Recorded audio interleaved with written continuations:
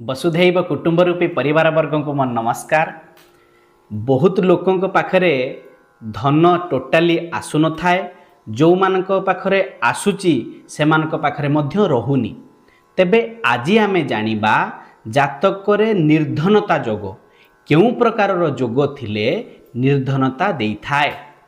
ता पूर्व जो माने मो चैनल को सब्सक्राइब करना दयाकोरी सब्सक्राइब करंतु एवं लेटेस्ट वीडियो पाइबा पई पाखरे थिबा बेल आइकन को प्रेस करंतु।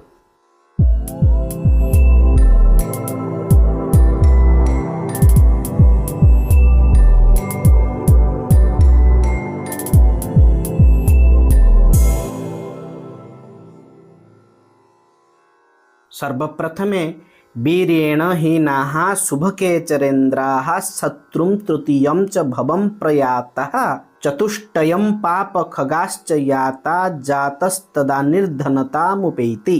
अर्थात बलहीन शुभग्रह माने जदि षष्ठ तृतीय एकादश स्थान रे रहिबे एवं पापग्रह माने केंद्र रे रहिबे तेबे व्यक्ति निर्धनी होइथाय। एहा परे देहाधीशः क्रमगेहाधिपश्च मंदः सूर्यो मातृगेहाधिनाथः रिप्फं मृत्युं कुर्वते अरिं च यातः जातं नित्यं निर्धनं दुःखयुक्तम्। अर्थात लग्नाधिपति, दशमाधिपति, चतुर्थाधिपति शनि और सूर्य समस्ते षष्ठ अष्टम द्वादश स्थान रे रहिले व्यक्ति सबुबेले निर्धनी एवं दुखी होइथाय। यहाँ परे तनुपतिर्यदि पाप विलोकितो बलयुतो अस्तलयालयोगो भवेत् रिपु निकेतनपो यदि वीर्यवान व्रजति निर्धनता मनुजस्तदा।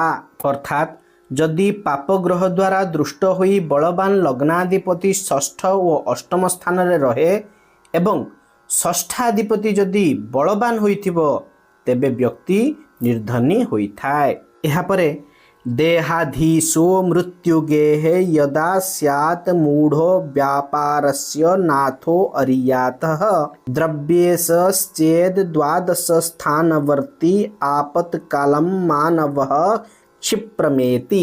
अर्थात लग्नाधिपति अष्टम स्थान रे रहिले, दशमाधिपति अस्त होई षष्ठ रे रहिले एवं द्वितीयाधिपति द्वादश स्थान रे बसिले मनुष्य निर्धनी होइथाय।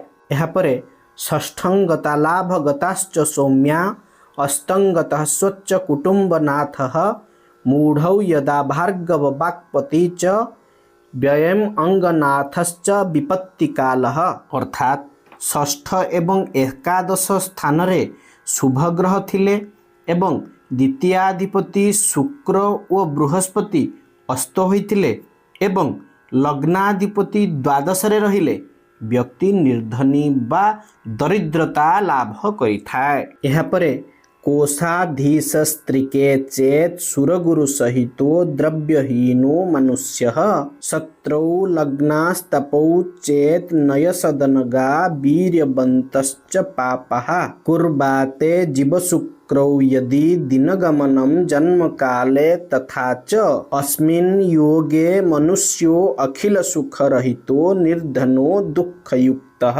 अर्थात द्वितीयाधिपति बृहस्पति सह अष्टम किंबा द्वादश रे रहे तेबे व्यक्ति निर्धनी होइथाय किंबा लग्नाधिपति बा सप्तमाधिपति षष्ठ स्थान रे रहिबा सह बलवान पापग्रह पंचम स्थान रे रहिले व्यक्ति निर्धनी होइथाय। जन्म समय रे गुरु एवं शुक्र अस्त होई रहिले व्यक्ति समस्त सुखरु वंचित होई निर्धनी और दुखी होइथाय। तेबे आपण माने जानिले जातकरे केउ भली जोग रहिले निर्धनता जोग देई थाए। तेबे आजि पई एतिक धन्यवाद। नमो नमः।